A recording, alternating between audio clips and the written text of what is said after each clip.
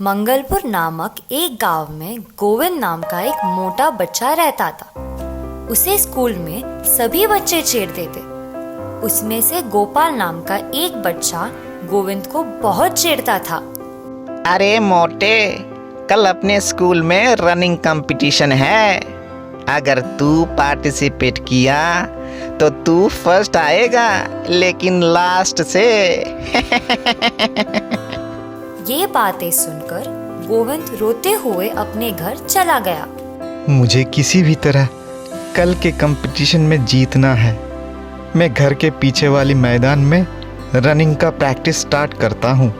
ऐसा सोचकर Govind running practice शुरू कर दिया। करते करते थक कर गिर गया। मेरी मदद करो, कल के कंपटीशन में मुझे जीतना है। मैं उन लोगों को सबक सिखाना चाहता हूँ। तभी देवी माँ वहाँ प्रत्यक्ष होकर गोविंद से कहा कि गोविंद, तुम चिंता मत करो, मैं तुम्हारा दर्द समझ सकती हूँ। मैं तुम्हें कल के कंपटीशन जीतने के लिए ताकत देती हूँ। ये लो।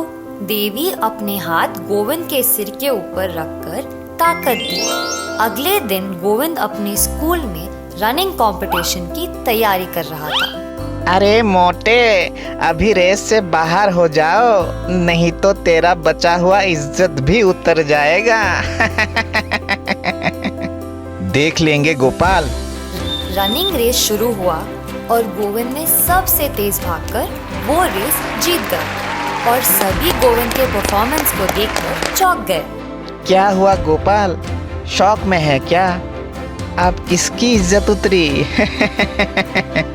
तभी सब बच्चे गोविंद को अपने कंधे के ऊपर उठाए और गोविंद की जय जय करने लगे। और स्कूल की टीचर ने गोविंद को स्पीच देने के लिए बोली। मैं एक बात कहना चाहता हूँ कि हमें एक दूसरे की मदद करके आगे बढ़ना चाहिए।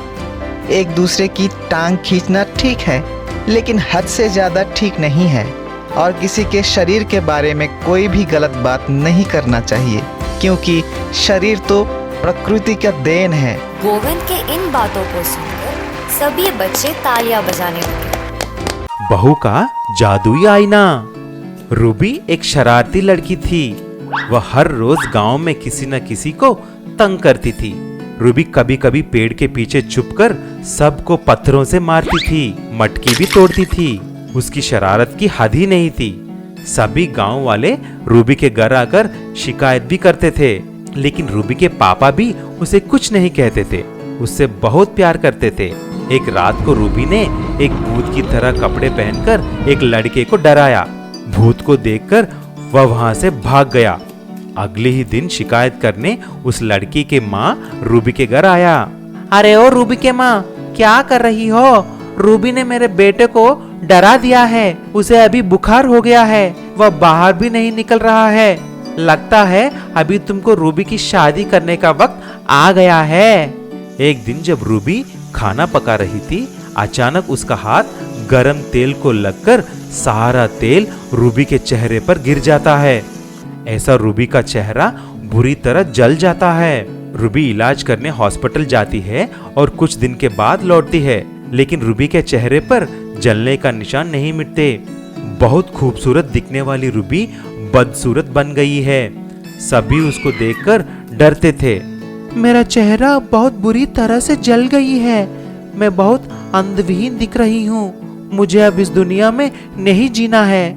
ऐसा सोचकर वो जंगल में चली जाती है। चलते चलते वह एक चट्टान पर पहुंचती है। वहां से कूदकर जान देने की सोचती है। तभी अचानक वहां पर एक साधु बाबा आते हैं और ऐसा पूछते हैं, बालिका, क्या हुआ है? तुम क्यों अपनी जान दे रही हो? पता नहीं आत्महत्या करना महापाप है। तभी रूबी सारी बात साधु बाबा को बोलती है। रूबी को देखकर साधु बाबा ने एक जादुई आईना उसे देते हैं। देखो रूबी, ये आईना रोज में एक बार ही इस्तेमाल कर सकते हो।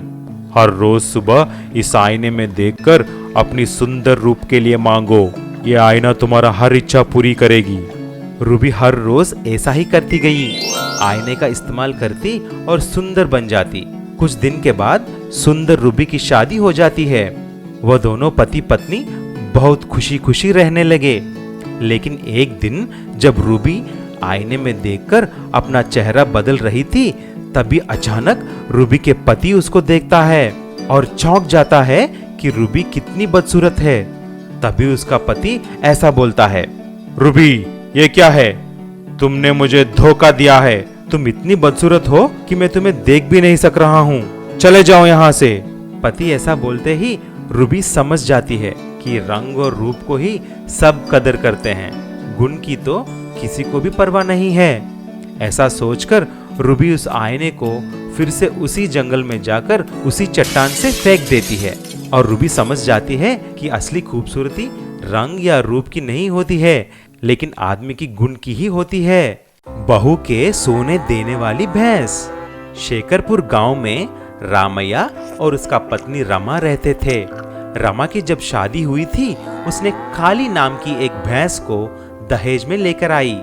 काली बहुत अच्छी भैंस थी। वह हर रोज 20 लीटर दूध देती थी। रामैया उस दूध को लेकर गांव में जाकर बेचता था। ऐसा ही रामैया बहुत सारे पैसे कमाने लगे। एक दिन रामैया ने शहर से गाड़ी खरीद कर लेके आया। अरे रमा, जरा आकर देखो तो मैंने क्या लाया हूँ। अरे वाह, नया कार बहुत अच्छा है। ये सब बातें पड़ोस में रहने वाले कृष्णा देख लेता है और लालच से ऐसा सोचता है, अरे ये रामैया तो दिन ब दिन अमीर होता जा रहा है। ये सब उस भैंस की वजह से है। मुझे कुछ करना चाहिए। ऐसा बोलकर उस रात को कृष्णा काली को उठा लाता है और अपने घर में बांध देता है। अगली दिन की सुबह रामैया देखता है कि काली घर में नहीं है, तो रमा और रामैया दोनों मिलकर उसे ढूंढने के लिए जंगल में जाते हैं। बहुत देर तक ढूंढते हैं, लेकिन फिर भी काली नहीं मिलती। जब वह दोनों उदास बैठे थे, तभी एक स्वामी जी वहां पर आए। तब पति और पत्नी सारी बात स्वामी जी को बताया। रामैया और रमा, आप दोनों उदास मत रहो। मैं आपको एक जादुई भैंस देता हूँ। आप इसे लेकर उसकी देखभाल कीजिए। आप बहुत खुश रहेंगे। ऐसा बोलकर स्वामी जी ने जादुई भैंस उनको देकर गायब हो गए।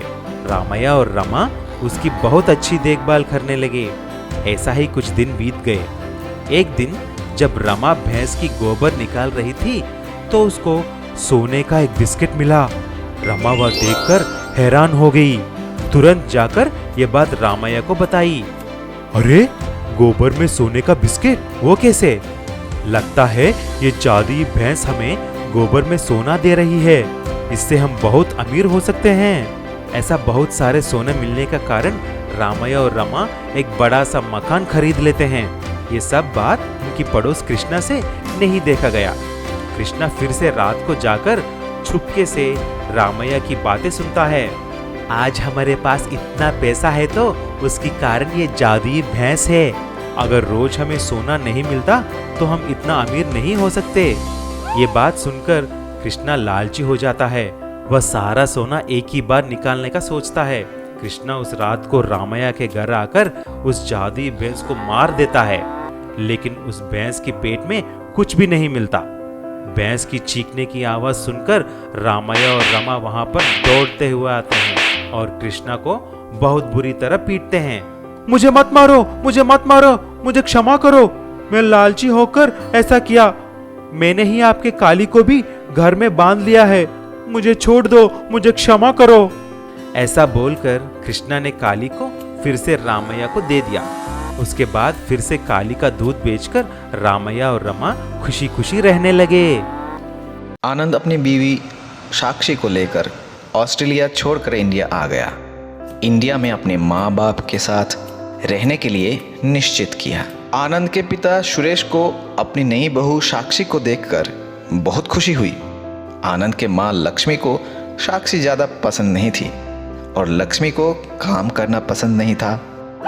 एक दिन लक्ष्मी ने साक्षी से पूछा, साक्षी, मेरे लिए एक कप गरम चाय लेकर आओ। अरे माँ, मैं अभी तो नींद से उठी हूँ। अब मुझे चाय बनाना नहीं होगा। Forgive me. ये सुनकर लक्ष्मी को गुस्सा आ गया और सुरेश को बहू के बारे में शिकायत की। लक्ष्मी, तुम चिंता मत करो, नई बहू है ना, फॉरेन से आई है, धीरे धीरे काम सीख लेगी। रुको, मैं तुम्हें चाय पिलाता हूँ। फॉरेन से आई है तो क्या हुआ, ये कोई बड़ी बात नहीं है। मैं भी देखूंगी कितना जल्दी काम सीख लेती है। थोड़े दिनों के बाद अरे साक्षी, शाम को बाजार जाकर ये सामान ले आना। नहीं माँ जी, मुझे शाम को ऑनलाइन क्लास है, मुझे एग्जाम के लिए पढ़ना है, सो आई एम सॉरी। लक्ष्मी फिर से सुरेश को शिकायत करती है कि अरे ये कैसी बहू है, एक भी काम ठीक से नहीं करती। सारा दिन खाना पीना सोना और फोन पे बात करना। हे राम। लक्ष्मी, मुझे वो लिस्ट दो, मैं बाजार जाकर सामान लेकर देता हूँ। तुम्हें तो फॉरेन के लोग बहुत पसंद हैं। अपने बहू को कुछ काम ही नहीं करने देते हो। ये लो, फिर तुम ही ला लो। ऐसे ही घर का सारे काम सुरेश अकेला करता था। एक दिन साक्षी आनंद से अपनी MBA एडमिशन के लिए पैसे मांगे। आनंद ने उसे इनकार किया। तभी साक्षी ने लक्ष्मी से पूछा, सासू माँ, मुझे MBA एडमिशन के लिए 1 लाख चाहिए। हे राम, इतने पैसे? तुझे पढ़ने की क्या जरूरत है? चुपचाप घर का काम सीख ले। अरे लक्ष्मी, ऐसा मत कहो। इस जमाने में सभी को पढ़ाई करना चाहिए, तभी तो सोसाइटी में रेस्पेक्ट मिलती है। साक्षी, मैं तुम्हें एडमिशन के लिए पैसे दूंगा, तुम अच्छी तरह से पढ़ाई करना, ठीक है? ठीक है बाबूजी, थैंक यू। अरे ये क्या है, दिन ब दिन बहू से आपका लाड कुछ ज्यादा ही हो रहा। उसे तो thank you, sorry, forgive me के अलावा कुछ नहीं आता। देखो लक्ष्मी, हमें साक्षी की परिवार से वादा किया है कि साक्षी को अपने बेटी की तरह देखभाल करेंगे। इसीलिए साक्षी के सपने पूरे करने की जिम्मेदारी भी अपनी है। लक्ष्मी सुरेश की बात मान ली और बोली, ओके सुरेश, फाइन। लक्ष्मी की बात सुनकर सुरेश हंसने लगा।